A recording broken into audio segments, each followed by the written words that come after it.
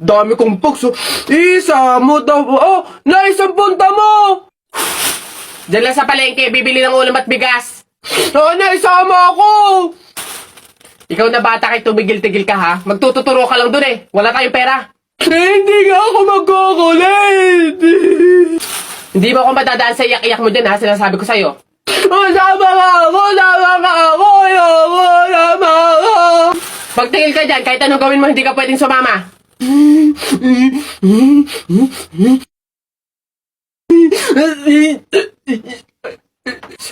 Sige, magbihis ka na doon. Kulit ng batang to.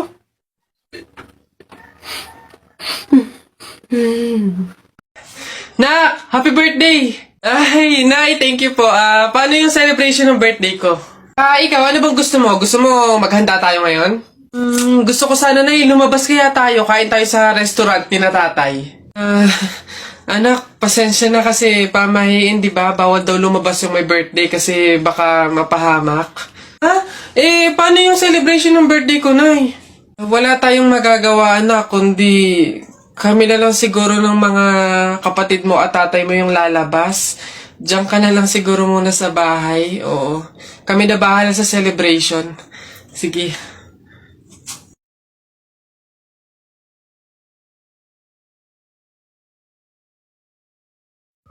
Hoy anak, Jepoy. Nay, bakit? Mamaya kapag nasa burol na tayo ng lolo mo, wag kang iiyak ha. Nay, bakit? Kasi sabi daw nila, pamahiin daw yon na bawal daw umiyak kapag may burol gawa ng hindi matatahimik yung namatay. Nay, mahirap pigilan yun. Si lolo yung namatay eh. Sundin mo na lang, basta pag andun na tayo sa burol ng lolo mo, wag kang iiyak. Oh, sige. Lo, paalam na. Andito po yung apo nyo, si Jepoy.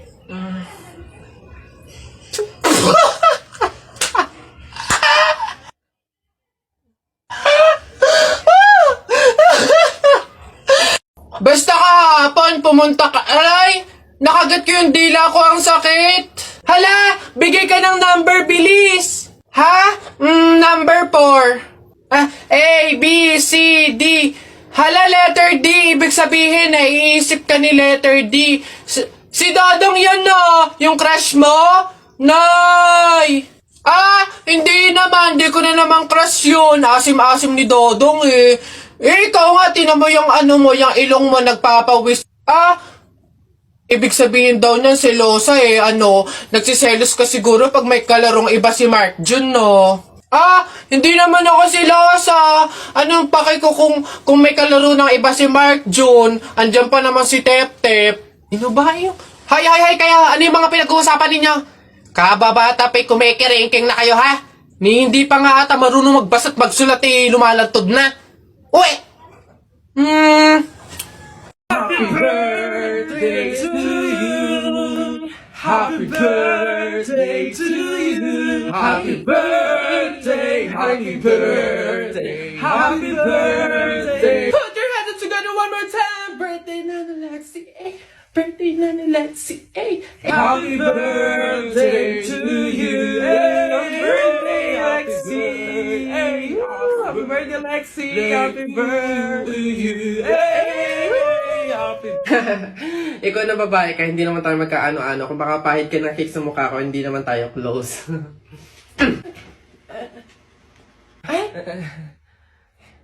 Si kuya naman hindi mabiro. Komedyante ako eh. Hindi mabiro to. Sige, sorry. Hoy Alex, Jepoy, anong gagawin nyo kapag may tsunami? Dali-dali, akit ako sa pinakamataas na building. Hindi yun naaabot ng tubig dun, mataas yun. Tapos hindi yun madadala ng tubig. Bato yun matibay yun Yun, baduy naman yung sa'yo, yung sa akin, sasakay ako sa helicopter. Tingnan natin kung aabot pa yung tubig, yung tsunami dun. Lilipad ako hanggang langit, yun yung sa inyo, yung sa akin, magsiswimming ako. Nakikita ko yun sa mga palabas, kaya naman pala mag-swimming, ako, hindi ako malulunod, mag-aaral ako mag-swimming, Ang iingin nyo talagang mga bata kayo, ha? Ayan, tsunami! Ano ba? Uy, paano kaya kung nakita natin si Lord, no? Basta ako pag nakita ko si Lord, sasabihin ko, ingatan niyo yung family ko, ingatan niyo yung friends ko, tsaka yung buong mundo. Ako naman, basta pag nakita ko si Lord, sasabihin ko, bigyan niya ako ng madaming Ferrari tsaka motor, yung iba't ibang kulay. Ayun na yung sa inyo. Ako, basta pag nakita ko si Lord, sasabihin ko, Lord, isama mo na ako. Nak! Nay! Bakit? Mamaya bago ilibing yung lolo mo, kunin mo yung pera sa kamay niya, ha? Ha? Grabe naman, bakit kukunin? Eh kasi, pamahiin daw, swerte daw yung pera na yun. Dali. Ay, totoo, Nay? Sige. Lo, tabi-tabi lang po muna, ha? Kukunin ko lang po yung pera kasi sabi po, swerte daw po yun. Hoy! Anong swerte-swerte? Walang makikinabang na swerte ko hanggang sa huli kong hantungan. Dadaya ng mga to, swerte-swerte. Ako na nga tong namatay, aagawan nyo pa ako ng swerte. Makaranas man lang ako ng swerte sa langit, do. Akin yan! Swerte-swerte. Ayan na. Tara, buhatin na natin yung kabaong. Ay, teka. Kamag-anak kayo, di ba? Oh, hindi pwede. Pamahiin yon. Bawal magbuhat ng kabaong ang kamag-anak. Yung iba na lang. Kayo na lang magbuhat dito. Ikaw, yan, kayo. Ay, kami po? Ay, hindi po. Kamag-anak po ako. Pamangkin po ako niyan. Ay, ako rin po hindi kasi ninang ko po yan eh.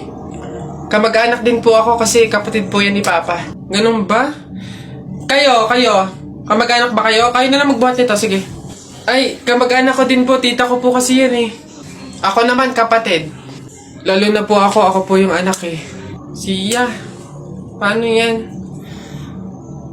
Wala tayong magagawa. Kailangan sundin yung pamahiin talaga. Siguro, iwan nyo na lang yan dyan. May magbubuhat naman siguro kusa yan. Iwanan nyo na yan dyan. Ayaw nga po, dapat talaga sundin yung pamahiin. Baka kasi may mangyari pang masama. Sige po, iwan na lang Bye natin po. dyan. Tara na. Bye, Nay. Bye, tita. Anak. Ay, Nay. Bakit? May hawak bang pera sa kabaong yung lolo mo? Wala po, Nay. Bakit po? Ay, lagyan mo.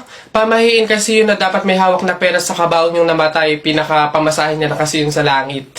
Sige po, Nay.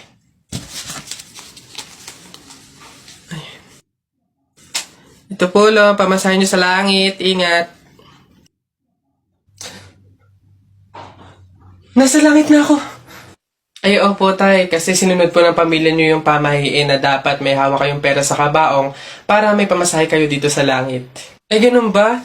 Naku, Teka. 1,000 yung binigay sa akin. Nasa yung sukle? Ibigay niyo sa akin, ano to? Dayaan to, ha? Akin na. Ano na? Naku, tita. Condolence po. Ba't ka naman nakaganyan, tutoy? Nakaasol ka pa. Alam mo namang ibig sabihin nun pag may borol, masaya ka nung namatayan kami. Baka pwede magpalit ka, ha? Balik ka na lang ulit. Ay, ganun po ba? Sige po, pasensya na po. Babalik po ako. Okay na po, tita. Ayun nga po, nalulungkot po. Ay, naku naman, tutoy. Nananadya ka ba? Nagpula ka pa talaga. Alam mo naman ibig sabihin pag nakapula sa borol, may galit ka dun sa namatay. Tuy, respeto naman. Pasensya na pero palta mo yan. Tsaka ka bumalik dito, ha? Nanadya eh. Ay, grabe naman po. So, babalik na naman po ulit ako. Sige po, pasensya na po ulit. Sige po, wait lang po. Eto, tita, okay na po siguro to. Kumusta po? Tuy, nag-itim ka pa. Ano bang problema? Yung itim to, sa libing pa yan. Anong pinapakita mo? Anong pinapahiwatig mo na gusto mo nang alisin to sa amin? Na gusto mo nang ihiwalay tong pamilya namin, ha? Ay, hindi naman po sa ganun, tita. Sadyang hindi ko lang po alam na may mga color coding po pala pag may burol. Hindi ko po alam na may pamahiin po pala kayong sinusunod. Sige po, balik na lang po ulit ako. Sure na po, totoo na po. Sige po. Ayan. Pagod. Okay na po, tita. Yung grabe condolence po, nakikiramay po ako. Sobrang nalulungkot po talaga ako. Saan po ba dito yung tayaan? Doon po sa dulo. Sige po. Salamat po. Pabili po! Ano ba yun natutulog? Ano ba yun? Soft drinks nga po. Tapos paki-plastic po. Ito po yung bayad. Soft drinks. Wait lang. Teka lang ha, teka lang.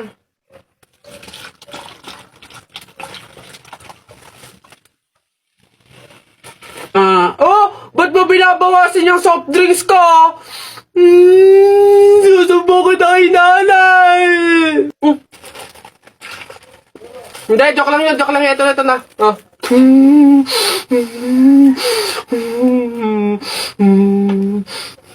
Mare, nabilitaan mo na ba? Patay na doon si Kuya Tonyo. Ay, oh. Kaya pagkatapos natin dito sa burol ni Ka Flora, daan tayo doon sa burol ni Ka Tonyo. Ay, ganun ba? Di bali na lang, Mare. Pamahiin kasi yun na bawal pumunta ng 2 burol sa isang gabi kasi daw may pamilya daw nila na mamamatay din. Wag na lang. Ay, ganun ba? Sayang naman ang dami daw pagkain doon. Ang sasarap pa. Ay, ha? Alam mo, hindi naman totoo yung mga pamahiin na yan. Yung mga joke-joke lang yan ng mga matatanda. Alam mo, tara na doon. Mga nagpapautulan sa mga pamahiin na yan. Mas madami pa ng pagkain doon. Dito, puro biskwit lang. Alis na. Enough mo! Woo! Babe, sabihin mo kung mahal mo pa ako, ah. Doon kayo sa... O, ano na naman problema mo? Tinutopa ka na naman.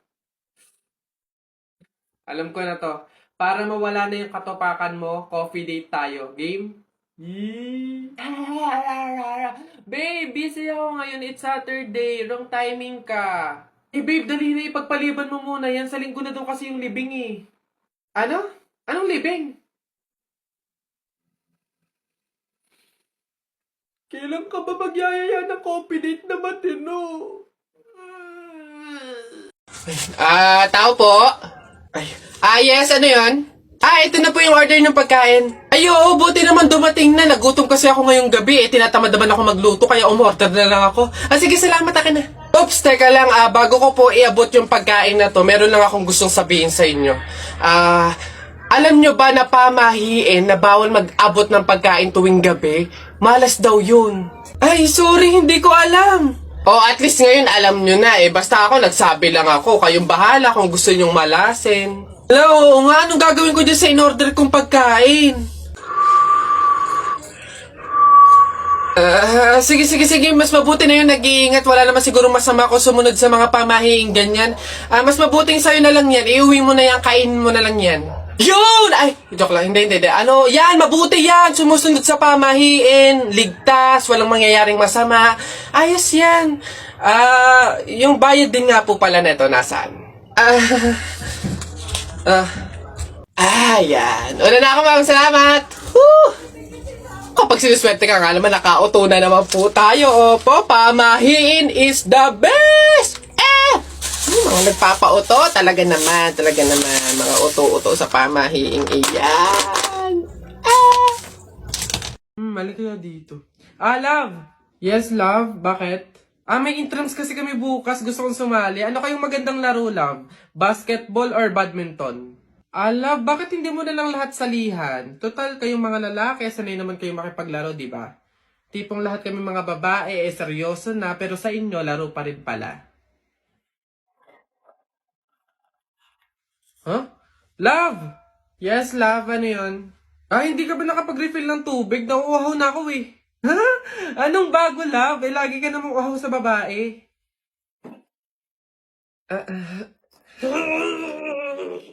Ano to? Love yung laundry. Love, wag mong ilagay lahat. Baka maghawa yung puti tsaka di kulay. Ay na nga. Isa-isa lang kasi yung lagay. Hindi yung ang dami mong babae. Oh. Nasaan ba kasi yun? Love! Ano yun? Nakita mo ba yung cellphone ko? Andyan lang yun sa ibabaw ng Durabox. Ibabaw ng Durabox. Love, wala talaga dito. Basta andyan lang yun. Ano ba yan eh? Hindi ko nga makita, love. Naku, kapag gamit mo, hindi mo agad makita. Pero pag babae, ang bilis ng mata.